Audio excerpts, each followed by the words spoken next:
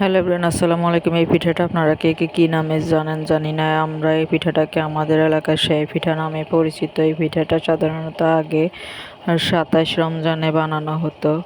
ওই দিন উপলক্ষে এই পিঠাটা বানানো হতো। তো আমরা আর 27 রমজানে বানালাম না, এই পিঠাটা আমি 29 রমজানে বানালাম। কারণ আমার দুলাভাই এই পিঠাটা খেতে অনেক পছন্দ করে, ওনারা আজকে ঢাকা থেকে আসবে, তাই এই কারণে এই পিঠাটা বানাতেছি। আমি মাঝখান থেকে হুট করে মনে হলো যে একটা ভিডিও বানাই, পিঠাটা যেহেতু বানাইতেছি। ওই আটা করার সময় ভিডিওটা করার জন্য কথা মনে ছিল না।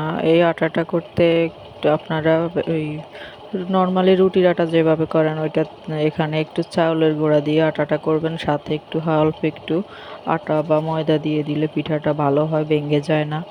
আর একটু পিঠাটা বানানোর পরে হালকা একটু রোদ্রে শুকিয়ে নেবেন, খুব একটা বেশি না, একটু রোদ্রে শুকিয়ে নিলে হবে, ভালো হয়।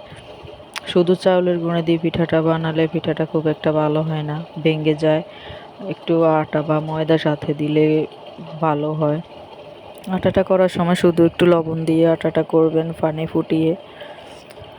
তারপরে রুটি বেলে এভাবে লম্বা লম্বা শেপ করে কেটে নিয়ে তারপরে আমি একবারে এক একটা লতা হাতে নিয়ে এভাবে পিঠাটা বানিয়ে নিতেছি। দেখেন আপনারা কে কীরকমভাবে বানান জানি না, আমি এভাবে বানিয়ে থাকি। আর পিঠাগুলো কেমন হয় তাও জানি না।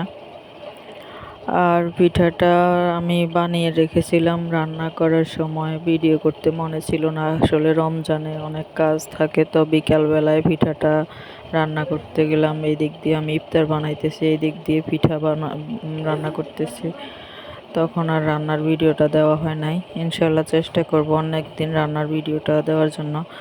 সাধারণত এটা আপনারা একটু দুধ বা একটু বাটা নারিকেল ফুটিয়ে, কেউ গুড় অথবা চিনি যে যাই চান, আবার কেউ শীতকালে এই পিঠাটা রস দিয়েও রান্না করে থাকে।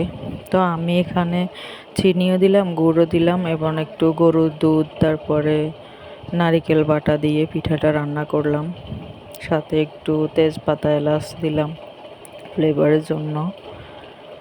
আর পিঠাটার সাথে ঝোলটা যখন কষাবেন তখন একটু চাউলের গুঁড়ি একটু নর্মাল পানি দিয়ে মিক্স করে দিয়ে দিবেন, তাহলে একটু ঘন হয়, খেতেও মজা লাগে।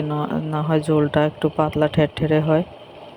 এই জন্য একটু চাউলের গুঁড়ি নর্মাল পানি দিয়ে মিক্স করে দিয়ে দিবেন। ডাইরেক্ট চাউলের গুঁড়ি দিয়ে দিলে ওইটা ছাকা ছাকা হয়ে যাবে।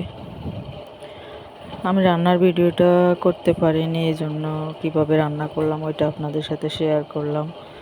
সরি রান্নার ভিডিওটা না করতে পারায়। অন্য একদিন আবার রান্নার ভিডিওটা সহ দিয়ে দিব ইনশাল্লাহ। আশা করি আপনারা আমার সাথে থাকবেন, পাশে থাকবেন।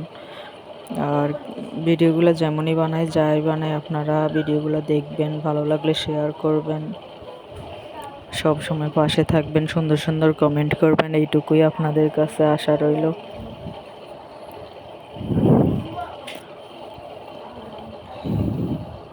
এই পিঠাটা বানাতে অনেক টাইম লাগে।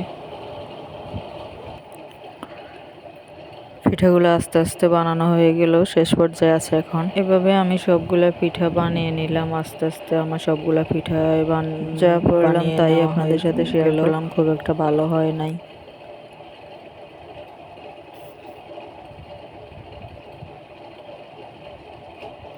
দেখেন আমার পিঠাগুলা বানানো শেষ, এবার আমি কিছুক্ষণের জন্য রোদ্রে শুকিয়ে নিব।